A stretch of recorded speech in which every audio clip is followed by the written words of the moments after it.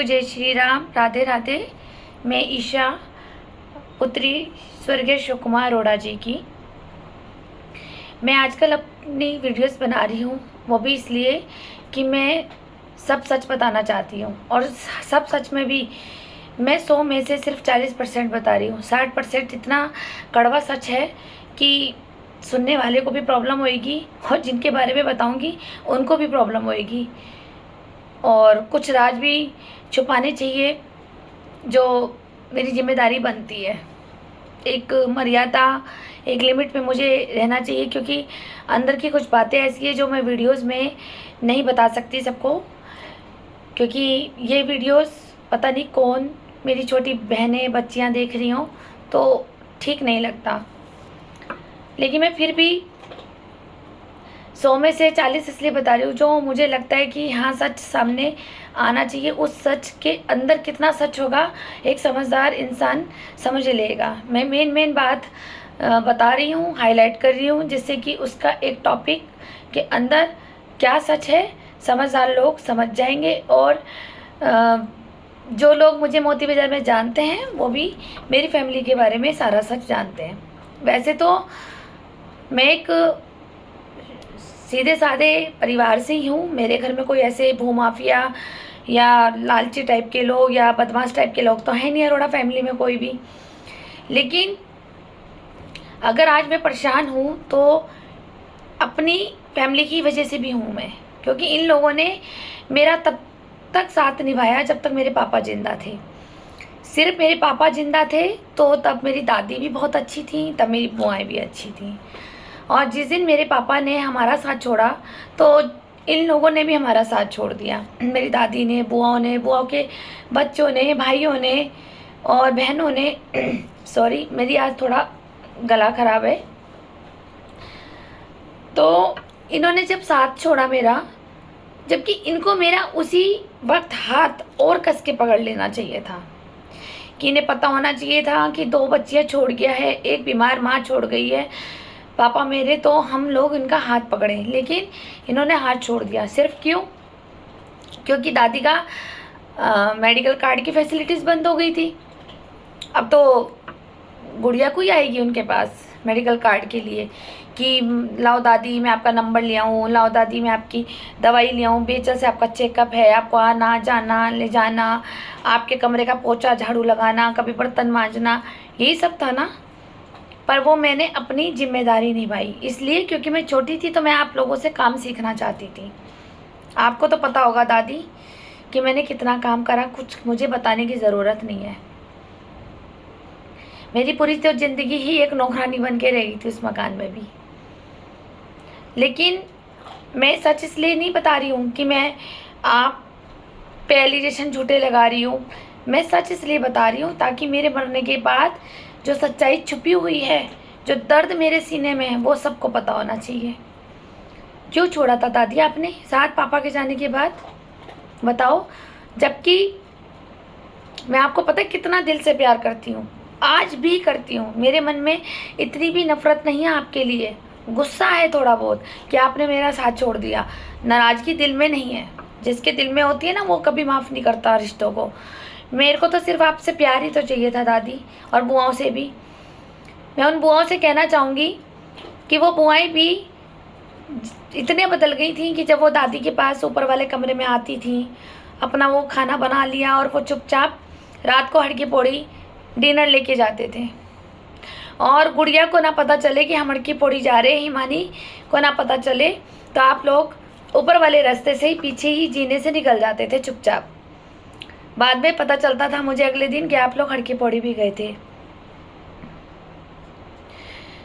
बुआ, मुझे कोई आपसे शिकायत नहीं थी। क्या कर लेती गुड़िया आपके पास? डिनर आप लेके जाते थे तो 2 रोटी तो खा लेती, 2 हिमानी खा लेती, 2 मैं खा लेती। लेकिन आपको वो भी बहुत बोझ लगा। पापा के जाने के बाद तो आप बहुत बदल गए। और जब तक पापा थे तब तो आप दादा के श्राद्ध पे इकट्ठे आते थे। पता है कि बड़ा भाई श्राद्ध में करता है सब, हम सारी बुआएं आती थी, हम सब मिलके खाना बनाते थे। सब भूल गए बुआ आप। आज पता लगा मुझे, मैं हर एक लड़की से कहूँगी कि जीते जी पिता की इज्जत कर लो। जब पिता चला जाता है ना, कोई दादी, बुआ, चाचा, ताऊ, मामा, मौसा, मौसी, कोई रिश्तेदार नहीं होते। हम अनाथ नहीं होते, हमें ये रिश्तेदार मिलके हमें अनाथ बना देते हैं। भगवान ने तो हमें सारे रिश्ते दिए होते हैं, लेकिन हमें ये अनाथ बना देते हैं। सब दूरियां हटा लेते हैं। सिर्फ क्यों? किसी को प्रॉपर्टी का लालच हो जाता है, किसी को पैसों का लालच हो जाता है, और दुनिया से तो पिता चला जाता है अपने बच्चों को छोड़ के, बीमार बीवी को छोड़ के, लेकिन उसके लिए ये प्लानिंग प्लॉटिंग चलती है। अरे देखो तो इसके पास इतना हो गया, अरे ये तो राज करेगी, ये तो बाप का मकान भी लेके बैठी है, तो बाप का पैसा भी लेके बैठी है। इन्हें किस चीज़ की कमी है? क्योंकि पापा मुझे उस घर की एक अथॉरिटेबल पर्सन बना के गए थे। मेरे पापा को भी पता था कि अगर मेरे हाथ में सत्ता आएगी तो मैं घर को बर्बाद नहीं होने दूंगी। लेकिन दादी, आपने मेरा साथ छोड़ा, बुआ आपने मेरा साथ छोड़ा, इसके लिए भी थैंक यू। मैं आपको बहुत दिल से थैंक यू बोल रही हूँ। पता क्यों? क्योंकि आप लोगों ने मुझे अकेला तो छोड़ दिया, लेकिन मैंने स्ट्रगल किया अकेले, उस लड़ाई को अकेले फाइट करी मैंने। तो क्या मिला मुझे? मैं बहादुर हो गई, मुझे लड़ना आ गया लोगों से, समझदारी ज़्यादा आ गई।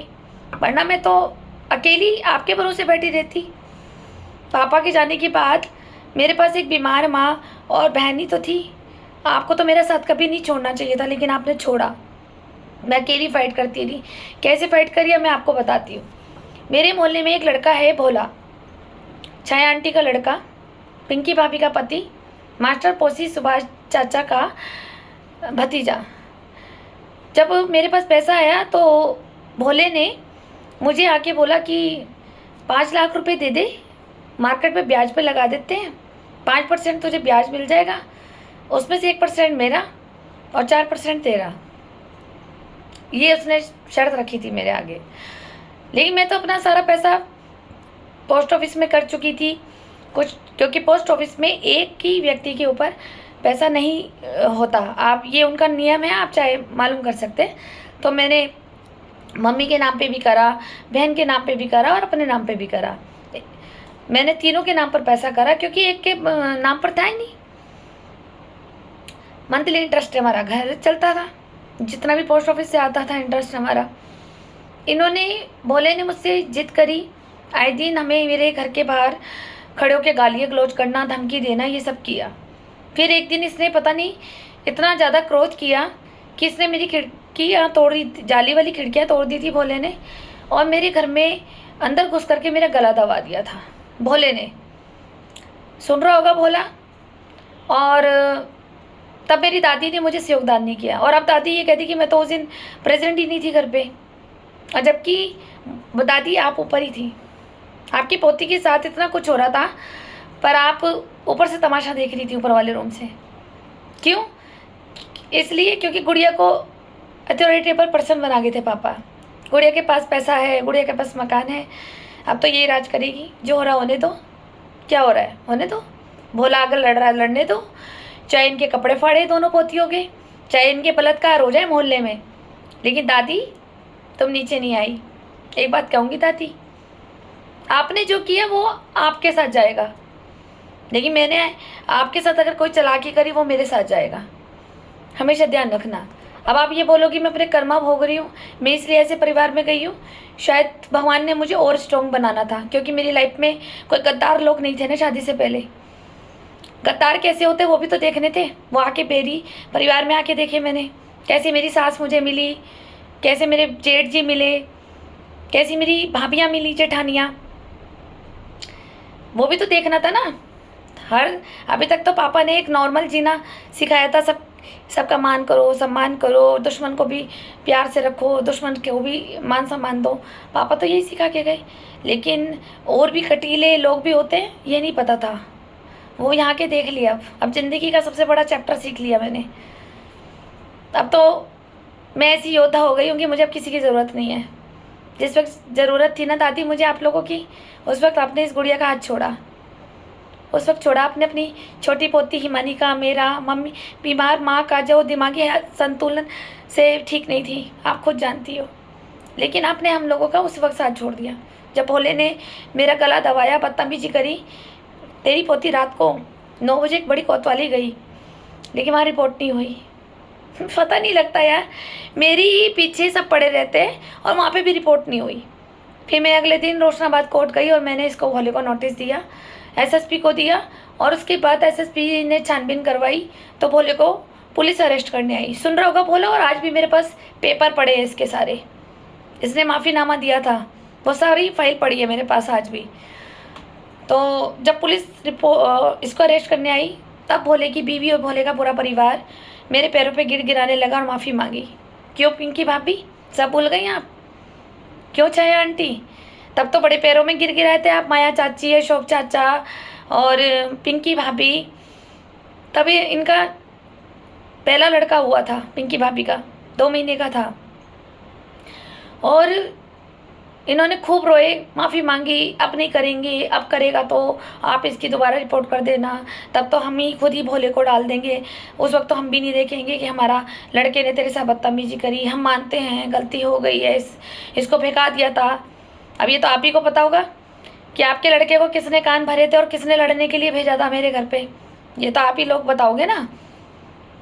फिर उसके बाद इसने गलाई, जब इसके बयान हुए तो भोले ने ये बोला कि इसकी माँ ने बोला था कि, मतलब मेरी मम्मी ने, जो मानसिक दिमाग से बीमार थी, कि इसकी मम्मी ने बोला मेरी बड़ी लड़की को मार दे, मैं तुझे 5 लाख रुपए दूंगी। यही बोला था ना भोला तूने। लेकिन मम्मी की मानसिक स्थिति देख करके पुलिस भी कुछ नहीं कर पाई थी। पुलिस ने फिर मुझे समझाया कि चलो ये माफ़ीनामा दे रहा है, और पिंकी भाभी ने बोला कि ईशा दीदी देखो, ये 2 महीने का बच्चा है, और अगर आप इसे जेल में डलवा दोगे तो मैं रोटी कहाँ से खाऊंगी। यही बोला था ना भाभी आपने। लेकिन मैंने फिर भी तरस खा लिया। मैंने कहा चलो कोई बात नहीं, माफ़ी मांग रहे हो ना तुम, साइन करके दे रहे हो, मैंने तुम्हें एक बार मौका दिया। और फिर सबसे ज़्यादा मैंने मौका उनके कहने पे दिया जो सुभाष मास्टर चाचा थे, क्योंकि मैंने उनके घर का नमक खाया हुआ है।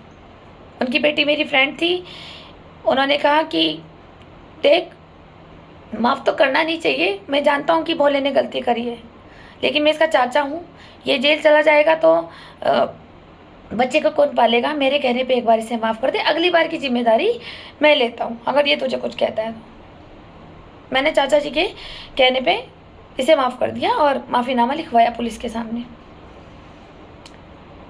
तो मेरे साथ ये सब हादसे हुए उस मोहल्ले में, और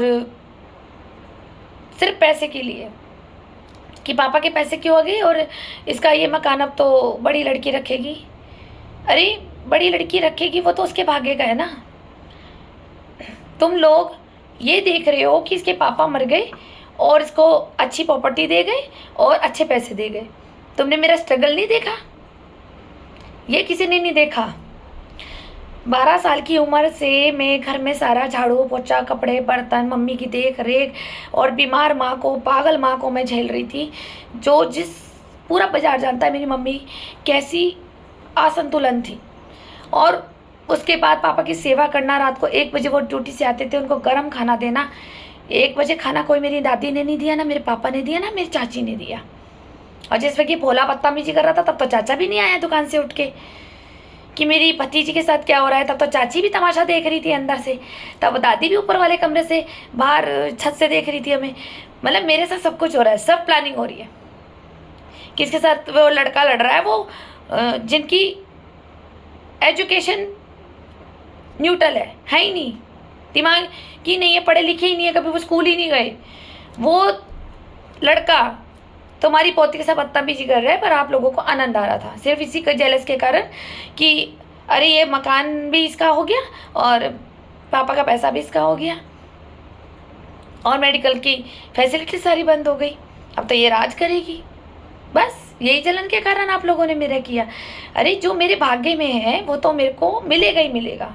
आप मेरा भाग्य नहीं छीन सकते। हाँ, मेरे भाग्य से कुछ अधिकार आप ले सकते थे, कुछ हिस्सा मुझसे ले सकते थे, वो भी तब जब आप मुझे प्यार करते, मेरा साथ करते, मेरे साथ खड़े रहते। तो मैं, गुड़िया इतनी पत्थर दिल की नहीं है दादी। गुड़िया ने तो हमेशा सबको देना सीखा है, इसलिए भगवान ने उसे आज भर भर दिया। गुड़िया ने कमी नहीं करी है। तो गुड़िया को तो तुम पढ़ ही नहीं सके, फिर अपनी सास से क्या शिकायत करूं? मुझे तो मेरी दादी मुझे नहीं पढ़ सकी, मेरी माँ मुझे नहीं पढ़ सकी, मेरी बुआएं मुझे नहीं पढ़ सकी, तो मैं अपनी सास से और बड़े जेठ जी से क्या उम्मीद करूंगी? कोई उम्मीद नहीं कर सकती मैं। लेकिन तुम्हारी इस गुड़िया को ना अकेला लड़ना आ गया अपनी लाइफ से। अपनी लाइफ से लड़ सकती हूँ मैं अब। पापा ने तो हमें एक कवच बना के अंदर रखा हुआ था, लेकिन कम से कम वो कवच टूटा तो मैं बाहर तो निकली। देखा तो कैसे जल्लाद लोग मिलते हैं ससुराल में, उनसे फाइट करी है तेरी पोती ने दादी। ये तो मैं बहुत कम बता रही हूँ, बहुत कम। कभी अकेले मिलेंगे चाय पे, तब सुनना। तुम आंसू की बात कर रहे हो, कलेजा फट के हाथ में आ जाएगा तुम्हारा कि तुम्हारी इस पोती ने 12 साल रूमा बेली को कैसे झेला है, कैसे झेला इसने। मैं अलग भी रही हूँ, लेकिन इसने मुझे साथ क्या नहीं करा। पड़ोसियों से पिटवा दिया, पड़ोसियों के साथ बदतमीजी गाली गलौज कराती रही, उल्टे सीधे काम के लिए टॉर्चर करती रही, बड़ी बहू को भड़का दिया मेरे खिलाफ। पूरी प्लानिंग प्लॉटिंग इनके पूरे परिवार की एक थी, सिर्फ इसमें तेरी पोती अकेली लड़ रही थी। पता क्यों? क्योंकि उसके साथ उसके पापा थे। वो शरीर छोड़ गए हैं, लेकिन उनकी आत्मा आज भी इस गुड़िया के साथ है। वो मुझे सपने में आके बात करते हैं, सब देख रहे पापा मेरे। आप लोगों ने उसकी लड़की के साथ क्या किया सब देख रहे हैं। मेरे लिए वही बहुत है अकेले। मेरे हर दुख में हर सुख में वो मेरे साथ खड़े होते हैं। मुझे अब किसी की ज़रूरत नहीं है दादी। वो तो रिश्तों से भी नफरत हो गई। कहते हैं कि चलो दादी बुआ ने नहीं करा प्यार, तो मेरी तो मासियाँ भी ऐसी हो गई। कहते हैं मासियाँ, मासी माँ जैसी माँ जैसी। नफरत हो गई है मुझे परिवारों से, मुझे रिश्तेदारों से। जितना मैं दिल से लगाव करती थी ना, हर किसी से मैं लगाव करती थी, लेकिन आप सब लोगों ने मिलकर मेरे साथ ऐसा व्यवहार किया। मैं ना चाह करके भी ना, अब तुम ये कहोगे ना हम गुड़िया को गले लगा ले, हम गुड़िया के पास बैठ जाए। नहीं चाहिए दादी, मुझे अब रिश्ते नहीं चाहिए।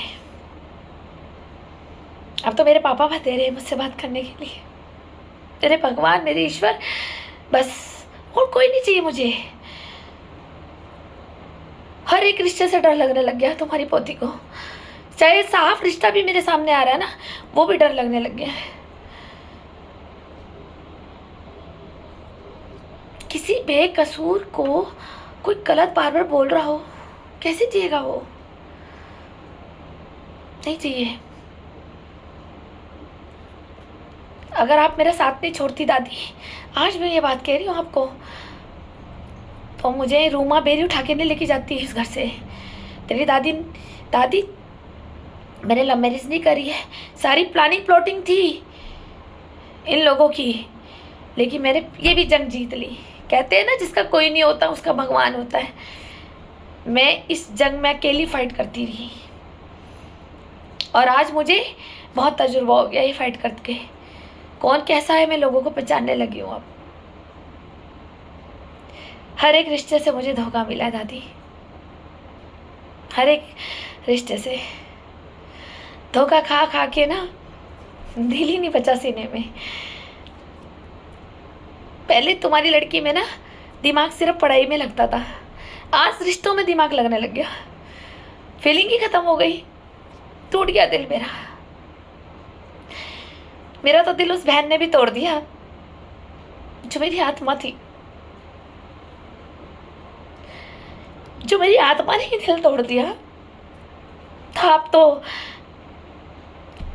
मेरे पापा की सगी माँ नहीं थी, मेरी सगी बुआ नहीं थी। फिर आप लोग कहते हो कि मैं ऐसा बोलती हूँ।